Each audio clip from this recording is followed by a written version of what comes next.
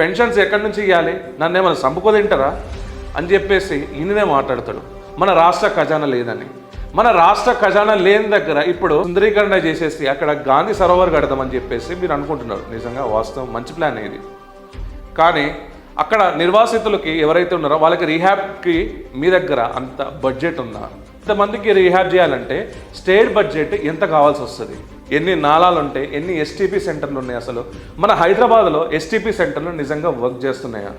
STP సెంటర్ని అసలు మీరు అభివృద్ధి చేయకుండా మూసి ప్రక్షాళన చేస్తాం, అక్కడ గాంధీ సరోవర్ కడతానంటే అంటే ఇక్కడ మురుక్ కాలువలలో గాంధీ మహాత్ముడిది విగ్రహం అక్కడ పెట్టేసి మీరు మార్కులు కొట్టేద్దామన్నా మీ గాంధీ ఫ్యామిలీ దగ్గర? పేదవారికి నువ్వు స్కూటీలు ఇస్తా అంటున్నావు కదా, మరి పేదవారి ఆరోగ్యంతో ఇట్లా చెలగాటలు ఆడుతున్నారు కదా హాస్పిటల్లో.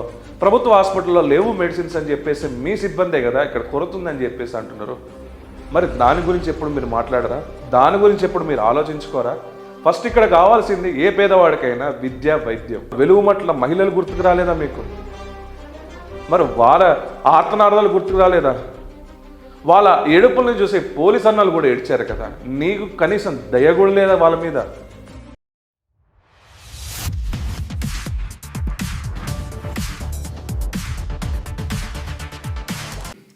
శక్తి మీడియా ప్రేక్షకులకు నమస్కారం. నేను మీ జర్నలిస్ట్ విక్రమ్. ఫ్రెండ్స్, ప్రదేశ్ కాంగ్రెస్ అధ్యక్షుడు ఉన్నప్పటి నుంచి నేటి సీఎంగా ఉన్నా కూడా అదే హామీలు ఇచ్చుకుంటూ పోతున్నారు సీఎం రేవంత్ రెడ్డి గారు.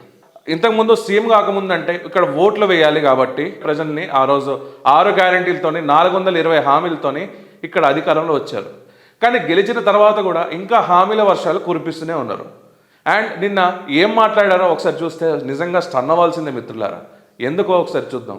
నిన్న సీఎం రేవంత్ రెడ్డి గారు INPR మన తెలంగాణ వాళ్ళు అక్కడ మహిళా జర్నలిస్టులకి సత్కారం చేసుకుంటూ ఒక 25,000 రూపాయలు కూపన్ కూడా ఇచ్చారంట. అయితే ఆ మీట్లో సీఎం రేవంత్ రెడ్డి గారు అక్కడ వెళ్ళడం జరిగింది. సీఎం రేవంత్ రెడ్డి గారు వెళ్ళిన తర్వాత అక్కడ ఏమైనా హామీలు ఇచ్చాడో ఒకసారి చూద్దాం. ఈనాడు పత్రికలో ప్రచురితమైన ఒక కథనం ఇది, ఒకసారి చూద్దాం. త్వరలో కాలేజ్ విద్యార్థులకు ఈ స్కూటీలు అందిస్తామని చెప్పారు. రైట్, త్వరలో ఇస్తామని చెప్తున్నారు. అండ్ ఇంకోటి ఏం చెప్పారు, మూసి నిర్వాసితులకు నష్టం జరగకుండా ప్రత్యామ్నాయ చర్యలు అని చెప్పేసి మాట్లాడటం కూడా జరిగింది. అసలు మన రాష్ట్ర బడ్జెట్ లేదు, ఇక్కడ శాలరీస్ ఇవ్వట్లేదని చెప్పేసి మీకు ఈ పెన్షన్స్ ఎక్కడి నుంచి ఇవ్వాలి, నన్ను ఏమైనా చంపుకోదింటారా అని చెప్పేసి ఈయననే మాట్లాడతాడు. మన రాష్ట్ర ఖజానా లేదని. మన రాష్ట్ర ఖజానా లేని దగ్గర ఇప్పుడు సుందరీకరణ చేసేసి అక్కడ గాంధీ సరోవర్ కడదామని చెప్పేసి మీరు అనుకుంటున్నారు. నిజంగా వాస్తవం మంచి ప్లాన్ ఇది. కానీ అక్కడ నిర్వాసితులకి ఎవరైతే ఉన్నారో వాళ్ళకి రీహాబ్కి మీ దగ్గర అంత బడ్జెట్ ఉందా? ఇంతమందికి రీహాబ్ చేయాలంటే స్టేట్ బడ్జెట్ ఎంత కావాల్సి వస్తుంది? అసలు హామీలు చెప్తున్నా, ఈ స్కూటీలు అని చెప్తున్నారు. ఈ హామీలు కూడా అసలు ఇప్పుడు ఆర్థిక సంక్షోభంలో ఉందని చెప్పేసి మీరే మాట్లాడతారు. అసలు ఖజానా లేదు ఇక్కడ స్టేట్ బడ్జెట్లో అని చెప్తారు. మరి ఇవన్నీ ఎక్కడి నుంచి వస్తాయి సార్? సీఎం రేవంత్ రెడ్డి గారి దృష్టికి కొన్ని వాస్తవాలు తెలియాలి ఫ్రెండ్స్. ఎందుకంటే అతన్ని ఎవరో బ్లఫ్ చేస్తున్నారు. ఆయన కింద ఉన్న పనిచేసే వాళ్ళు, వాళ్ళ సలహాదారులు ఎవరైతే ఉన్నారో. అయితే ఇప్పుడు విద్యార్థులకి స్కూటీలు అన్నాడు. అయితే ప్రతి కాలేజ్ అదే అమ్మాయికి స్కూటీ ఇస్తామని కాంగ్రెస్ హామీ ఇచ్చింది, అంటే రేవంత్ రెడ్డి గారు హామీ ఇచ్చారు. ఇప్పటి వరకు చెప్పిన హామీలే ఊసేలేదు. మరి విద్యార్థులకి స్కూటీలు నిజంగానే ఇస్తారా? అండ్ ఇక్కడ కళ్యాణ లక్ష్మి పథకం కింద తులం బంగారం ఇస్తామని కూడా చెప్పింది ఇదే రేవంత్ రెడ్డి గారు అప్పుడు ప్రదేశ్ కాంగ్రెస్ ఉన్నప్పుడు. కానీ ఇప్పటికి 2.5 years దాటినా కూడా ఒక తులం బంగారం, ఒక ఈసేవంతం బంగారం ఏ మహిళలకైనా వీళ్ళు ఇచ్చారా? ఇది ఇవ్వలేదు. అండ్ ఇంకోటి ఏం చెప్పారు, పెన్షన్ ఇస్తామని చెప్పారు, పెన్షన్ పెంచుతామని కూడా చెప్పారు. మరి ఆ పెన్షన్ సంగతి ఏంటి? ఇంకా వీళ్ళు ఇన్ని హామీలు ఇచ్చారు కదా, మరి రేవంత్ రెడ్డి గారు మరి ఈ హామీల్ని ఎందుకు తుంగలో తొక్కుతున్నారు? అసలు ముందు చెప్పిన హామీలే ఇప్పటి వరకు ఇవ్వలేదు కదా. తులం బంగారం ఇవ్వలేదు, పెన్షన్ పెంచలేదు, అండ్ మహిళలకి అమౌంట్ ఇస్తా అని చెప్పారు స్టైఫండ్ కింద, ఆ అమౌంట్ కూడా ఇవ్వట్లేదు. ఇది మహిళలకి మీరు ఇప్పుడు ఈ స్కూటీలు ఇస్తా అంటాం, మంచిదే. ఈ స్కూటీలు ఇవ్వడం మంచిదే, ఈ ఎన్వైర్న్మెంట్ని కాపాడుతున్నారు. మీకు నిజంగా ఎన్వైర్న్మెంటల్ సెన్స్ ఉంది కదా రేవంత్ రెడ్డి గారు. మరి మూసి ప్రక్షాళన మీరు అనుకుంటున్న ఇల్లు కూలగొట్టడంతో కాదు, ఏం చేయాలో ఇప్పుడు మనం ఒకసారి చూద్దాం. ఇక్కడ మనం చూస్తున్నాం, ఇప్పుడు మూసి నాలాలు ఏదైతే ఉన్నాయో ఇలా నాలాలో ఈ వేస్టేజ్ అంతా పోతూ ఉంటుంది మిత్రులారా. ప్రతి హైదరాబాదీకి ఇది తెలుసు. ఎన్ని నాళాలు ఉంటాయి, ఎన్ని ఎస్టీపీ సెంటర్లు ఉన్నాయి. అసలు మన హైదరాబాద్లో ఎస్టీపీ సెంటర్లు నిజంగా వర్క్ చేస్తున్నాయా? ఎస్టీపీ సెంటర్ని అసలు మీరు అభివృద్ధి చేయకుండా మూసి ప్రక్షాళన చేస్తాం, అక్కడ గాంధీ సరోవర్ కడతానంటే, అంటే ఇక్కడ మురుక్ కాలువలలో గాంధీ మహాత్ముడిది విగ్రహం అక్కడ పెట్టేసి మీరు మార్కులు కొట్టేద్దామన్నా మీ గాంధీ ఫ్యామిలీ దగ్గర.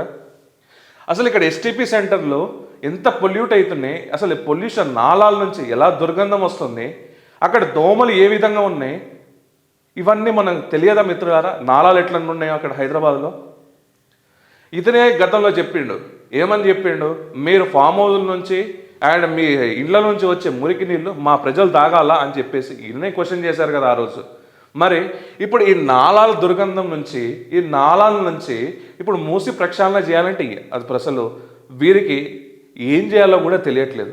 మూసి ప్రక్షాళన అంటే ఇక్కడ ఫస్ట్ ఎస్టీపీ సెంటర్స్ని అభివృద్ధి చేయడం.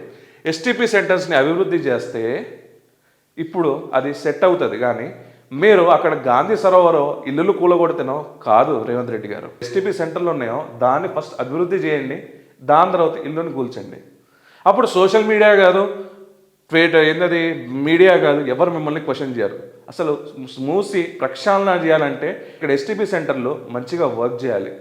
ఇక్కడ ఎస్టీపీ సెంటర్లు వర్క్ చేయకుండానే ఇప్పుడు మీరు ఈ మూసి ప్రక్షాళన చేస్తే ఇదే ఇప్పుడు ఈ నాళాల నుంచి వచ్చే దుర్గంధమే, ఈ నాళాల నుంచి వచ్చిన మురికి నీరే అక్కడ గాంధీ మహాత్ముడి విగ్రహం కూడా ఉంటుంది.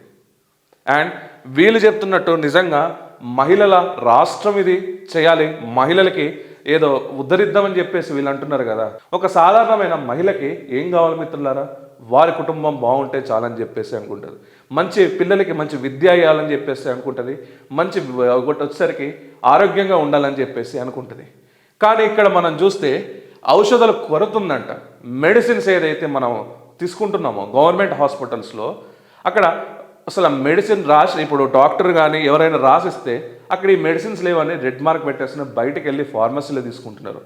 అండ్ ఇక్కడ ఇంకొక ఘోరమైన ఏంటంటే హైదరాబాద్లో ఏది మన టీటీ ఇంజెక్షన్లు ఇవి ఉంటాయి చూసారా, ఆ టీటీ ఇంజెక్షన్లు కూడా అక్కడ కొరత ఉందని చెప్పేసి రాశారు. ఇది కూడా ఈనాడు పత్రికలోనే వచ్చిన కథనం ఈరోజు. సో ఔషధాలు కొరత పెట్టుకొని ఇక్కడ మన హెల్త్ అనేది ఇప్పుడు కుటుంబం ఆరోగ్యంగా లేకుంటే నువ్వు స్కూటీలు ఇస్తే ఏంటి, తులం బంగారం ఇస్తే ఏంటి, ఫ్రీ బస్ ఇస్తే ఏంటి? ఇక్కడ ఫస్ట్ కావాల్సింది వైద్యం కదా. ఒక ఫ్యామిలీ ఆరోగ్యంగా ఉండాలని చెప్పేసి అనుకుంటుంది కదా. ఇప్పుడు పేదవాళ్ళకి నువ్వు నిజంగా ఇప్పుడు నువ్వు ఇచ్చేది కూడా ఎవరికి? పేదవారికే కదా. పేదవారికి నువ్వు స్కూటీలు ఇస్తా అంటున్నావు కదా. మరి పేదవారి ఆరోగ్యంతో ఇట్లా చెలగాటలు ఆడుతున్నారు కదా హాస్పిటల్లో. ప్రభుత్వ హాస్పిటల్లో లేవు మెడిసిన్స్ అని చెప్పేసి మీ సిబ్బందే కదా ఇక్కడ కొరత ఉందని చెప్పేసి అంటున్నారు. మరి దాని గురించి ఎప్పుడు మీరు మాట్లాడరా? దాని గురించి ఎప్పుడు మీరు ఆలోచించుకోరా? ఫస్ట్ ఇక్కడ కావాల్సింది ఏ పేదవాడికైనా విద్య, వైద్యం. ఏ ప్రభుత్వమైనా, అది సెంట్రల్లో ఉన్న బీజేపీ అయినా సరే, ఇక్కడ రాష్ట్రంలో ఉన్న కాంగ్రెస్ అయినా సరే, ఫస్ట్ చూడాల్సింది విద్య, వైద్యం. ఈ రెండు ఉంటే చాలు మనకి. దాని తర్వాత ఏదైనా గెటిన్ అవుతుంది. అండ్ ఇంకోటి చూస్తే ఇప్పుడు విద్య వరకు వస్తే ఇక్కడ చూడండి, గురుకులలో గౌరవ దోపిడీ అంట. అసలు ఇక్కడ ఇంకోటి చూడండి, ఇక్కడ మైనారిటీ గురుకుల విద్యార్థులు అస్వస్థత. ఇప్పుడు గురుకుల పాఠశాలలో మనకు ఫుడ్ పాయిజన్ అయ్యింది, మనం చూస్తున్నాం, వరుసగా ఇది జరుగుతున్నాయి. అండ్ స్కూల్లో నాణ్యతమైన బిల్డింగ్లు కొన్ని లేవు, ఇవన్నీ మనం చూస్తున్నాం. మరి రేవంత్ రెడ్డి గారు నిజంగా మీరు ప్రక్షాళన చేయాలి, మహిళలకి ఏవైనా అభివృద్ధి చేయాలనుకుంటే ఇప్పుడు ఈ విద్య, ఈ వైద్యం గురించి మీరు చేయాల్సింది ఫస్ట్ ఇది. ఇప్పుడు రేపు మీరు ప్రవేశపెట్టే బడ్జెట్లో విద్యా వైద్యానికి ఎంత పర్సెంట్ పెడతారో చూడాలని ఉంది నాకు. మినిమం 20% ఈ విద్య మీద అండ్ 20% ఈ ఆరోగ్యం మీద పెట్టాలనేసి కోరుకుంటున్నాను. నిజంగా మీరు మహిళలకు హెల్ప్ చేద్దాం అనుకుంటే ఆరోగ్యం ఒకటినో విద్య ఒకటి మంచిగా చూసుకుంటే చాలు. విద్యాశాఖ కూడా మీ దగ్గరే ఉంది కదా. మరి లాస్ట్ సెట్ పరీక్షలలో అవకతవకలు జరిగాయని చెప్పేసి అంటున్నారు. 3YDCకి ఒక ఎగ్జామ్ ఉంటుంది, 5YDCకి ఒక ఎగ్జామ్ ఉంటుంది. అదే సేమ్ క్వశ్చన్ పేపర్ రిపీట్ అయ్యి వచ్చిందంట. అంటే ఇక్కడ విద్యార్థుల భవిష్యత్తుతోనే మీరు ఏం ఆడుకుంటున్నారు ఒక్కసారి ఆలోచించండి దాని గురించి కూడా. అండ్ నిజంగా మీరు నిన్న చాలా మాట్లాడుకుంటూ ఇక్కడ మూసి ప్రక్షాళన గురించి వగేరా వగేరా మాట్లాడుతున్నారు. మరి మీరు మాట్లాడని ఒక యాక్సెప్ట్ కూడా ఉంది. ఏందో చెప్పనా, ఖమ్మం వెలుగుమట్లలో 600 ఇల్లులు మీరు కూల్చారు. మరి నిన్న అంత పెద్ద మీటింగ్ జరిగింది కదా, 600 ఇల్లులు అంటే దాదాపు 600 మహిళల్ని ఇల్లు మీరు కూల్చారు కదా. వాళ్ళకి ఏమైనా రీహాబ్ చేశారా? అండ్ ఇంకొకటి ఒక మహిళ మనం ఒక వీడియో కూడా మనం చూసాం మిత్రులారా, ఇల్లు కూల్చేటప్పుడు నేను ఒక్కసారి నా ఇంటి మొత్తం చుట్టి తిరిగేసి వస్తా అని చెప్పిన వైనం కూడా మనం చూసినాం. మరి ఆ వెలుగుమట్లలో మహిళలు కాదా? అంటే మీ ముందు కూర్చొని ఉన్న వాళ్ళే మహిళలా?